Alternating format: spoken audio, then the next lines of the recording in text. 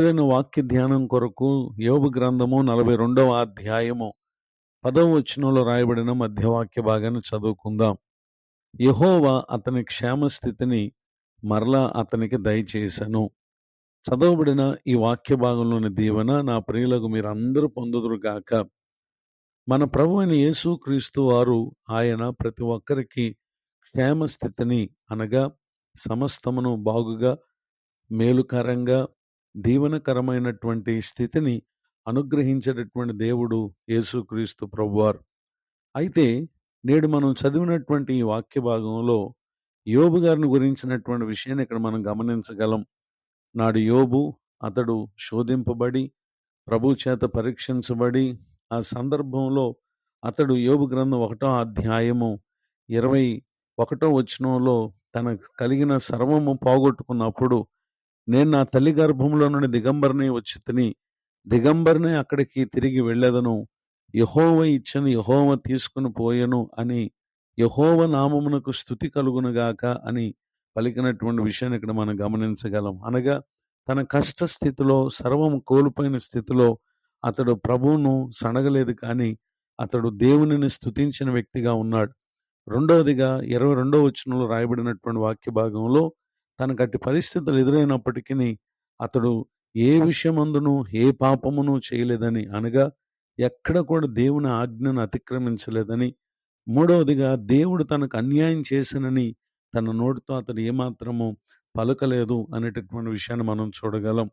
అంత మాత్రమే కాక తన భార్య వచ్చి దేవుని దూషించి మరణము కమ్ము అన్నప్పుడు కూడా ఆ మాటలు విన్నటువంటి యోబు గారు యోబు గ్రంథం 2వ అధ్యాయం 10వ వచనంలో, మూర్ఖురాలు మాట్లాడినట్లు నువ్వు మాట్లాడుచున్నావు, మనం దేవుని వల్ల మేలు అనుభవించదుమా, కీడును మనం అనుభవింప తగదా అని మాట్లాడుతూ అతడు ఏ విషయమందును నోటి మాటతోనైనా పాపము చేయని వ్యక్తిగా ఉండుటను మనం గమనించగలం.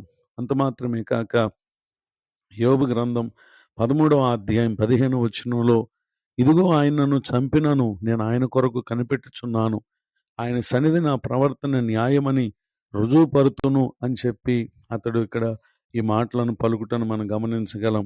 ఇంతటి విశ్వాసాన్ని యోబు గారు కనుపరిచినటువంటి కారణం, దేవుడు తనను ఎంతమాత్రం కూడా విడిచిపెట్టలేదు అనేటటువంటి విషయాన్ని గమనించగలం. అలానే యోబు గ్రంథం 19వ అధ్యాయం 25వ వచనంలో, నా విమోచకుడు సజీవుడు అని అతడు పలుకుటను గమనించగలం. అనగా ఏ దేవుని యందైతే అతడు విశ్వాసం ఉంచాడో ఆ దేవుడు నిశ్చయముగా తనకు విమోచన కలుగు చేయగలిగినటువంటి దేవుడు అనేటటువంటి విషయాన్ని ఇక్కడ ఒప్పుకొనుటను మనం గమనించగలం. మరి అట్టి పరిస్థితులన్నిటిలో కూడా అతడు ఎంతో బాధను అనుభవిస్తూ కష్టం అనుభవిస్తూ కూడా ఒకనొక సందర్భంలో తన ఎదుకు వచ్చినటువంటి తన స్నేహితులు తనతో అనేక విషయాలు మాట్లాడుతూ వచ్చారు. అయితే యోబు గ్రంథం 42వ అధ్యాయం 10వ వచనంలో తన స్నేహితుల నిమిత్తమై అతడు ప్రార్థన చేశాడు.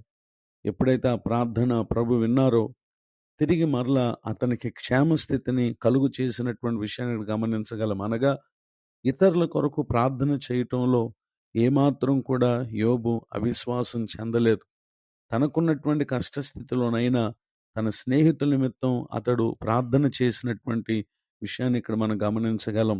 గనుకనే దేవుడు యోబు గారికి క్షేమస్థితిని, అనగా ఒకప్పుడు తాను కలిగి ఉన్న దానికంటే అధికముగా రెండింతలుగా ప్రభువారు యోబు గారికి అనుగ్రహించినటువంటి విషయాన్ని ఇక్కడ మనం గమనించగలం. ఈ మాటలు వింటున్నటువంటి నా ప్రియ సహోదరి సహోదరులు, మన ప్రభువారు ఆయన మనకు మంచి స్థితిని అనుగ్రహించే దేవుడు. ఏదైనా మంచిది మన జీవితంలో అనుభవించాలి అని అంటే అది ప్రభువారు మనకు అనుగ్రహించేది తప్ప మరి వేరే ఏ విధముగాను మనము మంచిని మన జీవితంలో పొందలేం అనేటటువంటి విషయాన్ని దేవుని యొక్క వాక్యం మనకు తెలియజేస్తూ ఉంది. ఈ విషయాన్ని బట్టి కీర్తనకారుడైనటువంటి దావీదు గారు 16వ కీర్తన 2వ చరణంలో, నీవే ప్రభుడవు, నీకంటే నాకు క్షేమాధారం లేదని యెహోవాతో నేను మనవి చేయుదును అని ఇక్కడ పలుకుటను గమనించగలం. ఈ మాటలు వింటున్న నా ప్రియ సహోదరి సహోదరులు, బాధను కష్టమును వేదనను ఆందోళనను ఎదుర్కొంటూ మంచిని చూడక కీడును ఎదుర్కొంటూ ఉన్నారా?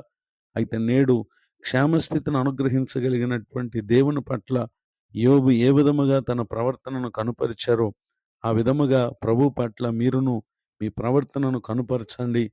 నిశ్చయముగా ఒకప్పటి క్షేమస్థితి కంటే నేడు తిరిగి మరలా ఆయన ఉన్నతమైన స్థితిలో ఆయన మీకు మంచిని జరిగిస్తారు, లేక క్షేమమును అనుగ్రహిస్తారు.